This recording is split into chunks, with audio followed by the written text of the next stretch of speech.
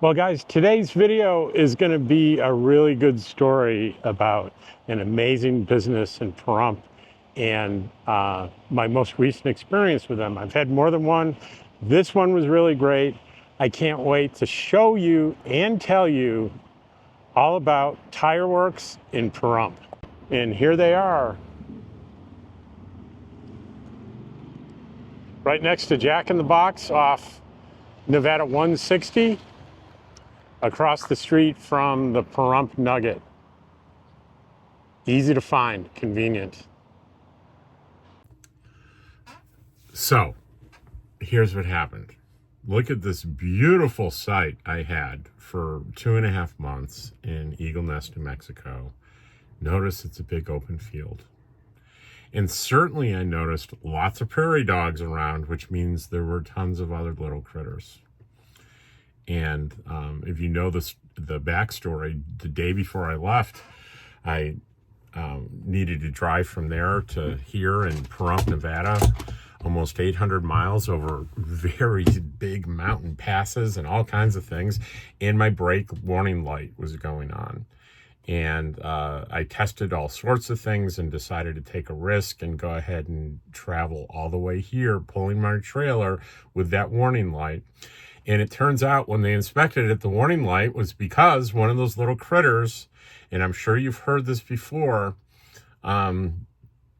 crawled into my engine compartment and started chewing on the wires on my wiring harness. And actually, take a look at this. It kind of destroyed it. And I was incredibly lucky that the only thing affected was the brake warning light. And it could have completely, easily disabled my vehicle. Easily. But I got lucky. And then I got lucky again because I keep going back to this Tire Works place in Pahrump that is right across the street from me. And these guys are amazing. When I went, I rode my e-bike over there to check on things instead of calling. And the mechanic said, look, you've got a problem. Your wires are eating through you do need to replace the pads on your rear brakes. They're down to 3 millimeters. 52,000 miles towing my trailer. Absolutely. And they also recommended, with that mileage, why don't you change out the brake fluid? So I said, yeah, let's drain it and put in new brake fluid, new pads. What's this gonna, how do we repair the wire? Do we just stick it together and solder it? And he says, no, you can't. It's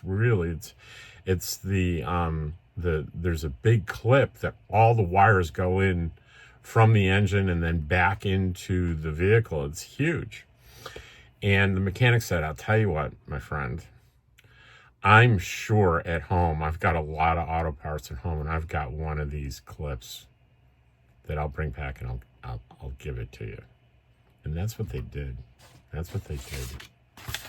And so if you check on the internet, it says how much does it cost to replace an engine wiring harness? The average cost to replace an engine wiring harness is $1,100, but it can range from $700 to $1,800.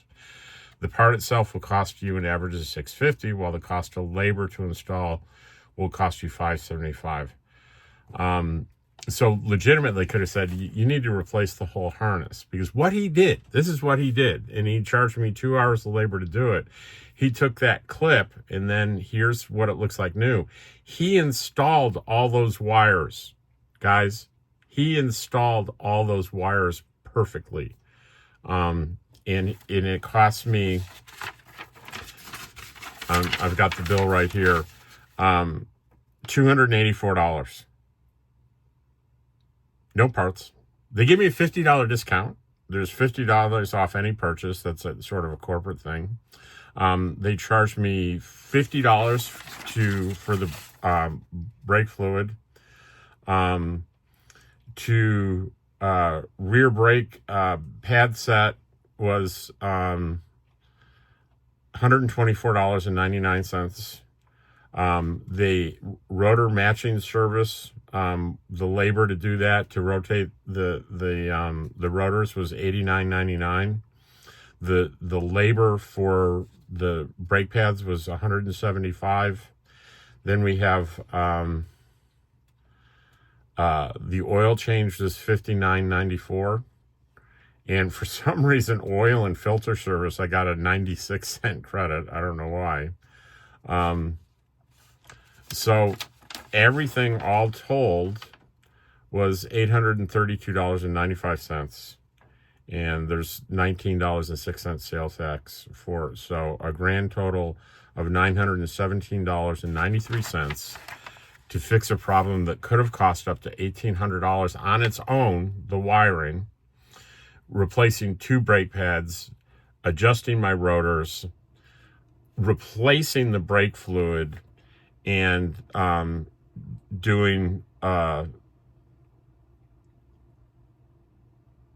they do a huge inspection. I think it's a 52-point inspection, looking for anything else that possibly needs service, and the oil change and filters. Guys, you know, you hear so many complaints about businesses online, and that's all I seem to see. And I rarely see people calling out and shouting out businesses like this, that this is a local, it's probably a franchise. I'm not sure. Someone correct me. Tire Works is the chain. It's big in this area, in the Las Vegas area. And so there's a corporate and everything. So it's not a mom and pop shop, but these are local guys working there, competent and doing the right thing and doing it with kindness. It's not like this mechanic knew I was a YouTuber or something and I could do them any good. I've had 3 experiences there. This is the 3rd one. And even the first one was through a friend of mine that I just gave a ride to. And so they don't know me. I'm not getting any special treatment here. I'm a local, but it's kind of not a local. I'm only here a few months out of the year because I travel full time. So yeah, I have a Pahrump address, but they know. I've told them that, I'm a member owner across the street at Preferred RV Resort. They know how like, that's not really the same as a guy with a house that's lived here for years and years and years. So there's no reason for them to treat me any differently than anyone off the street. And my friend was a good friend of mine, a woman, and they treated her great. I'm saying that I often hear that women are assumed to not know about mechanical things, and maybe places take advantage of them. And they certainly didn't with her. And she really doesn't know anything. It doesn't have anything to do with her gender. She knows about as much as I do. And I'm an intelligent guy, but I don't know what rotating a rotor means. And I barely know what a brake pad is. It's pretty basic. But a wiring harness and just mechanical things I don't know. And I was very open with these guys. I don't understand any of this, right? That's an opening to take advantage of me should they decide to, which they don't and didn't. So the other thing that I wanted to talk about is that I knew that there could be a problem with rodents when you're a full-time RVer and you're camping like I was camping, and people put down mothballs, they put lights on during the night, and there are all sorts of different methods that are designed to keep rodents away from your wiring. I knew about that, but I'm like, how big a deal could it be? I had no idea.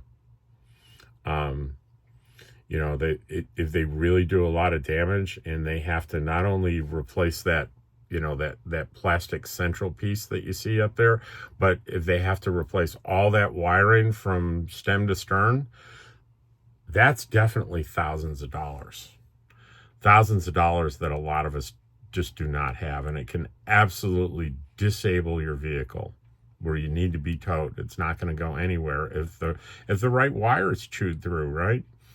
So I'm in the RV park now, and there's very little chance of this happening here, and I'm going to start doing my research. I know there's lots of opinions about what stuff works and what doesn't, but someone correct me if I'm wrong, you veterans of Quartzsite. I don't think, unless you're parking near vegetation, I don't think you're getting getting critters up into your engine and chewing the wires. But maybe you are. Let me know. Maybe I need to do something right now. I was thinking I don't really need to worry about it until New Mexico. So I'm just starting to scratch the surface on this topic. And certainly those of you that have knowledge and experience, please share that stuff in the comments. And anyone that understands why my dog does this in the bed every once in a while, like Dottie's digging in the bed like it's dirt outside. And I'm wondering what it is that the little Dottie brain thinks is being accomplished by doing this. Look.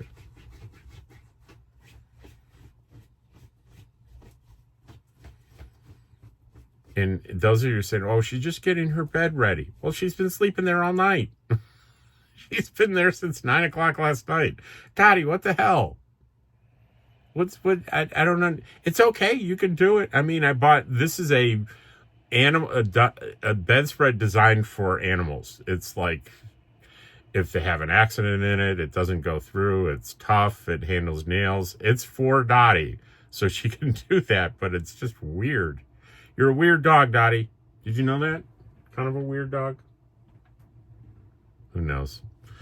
Anyway, I hope you got something out of this video and learned something with me along the way. Take care. And I am grateful that you watch my videos. I love it that you love it that you watch my videos, and I appreciate you. And remember, if you make comments, I have a daily comment video where I read all the comments except for the really nasty, ugly ones, which I make go poof. But the nice ones, I read and I talk about them, and I do it every day. Take care. Separate video. It's called Comments, and it's got the date on it, and it's a separate video. Bye. See you tomorrow.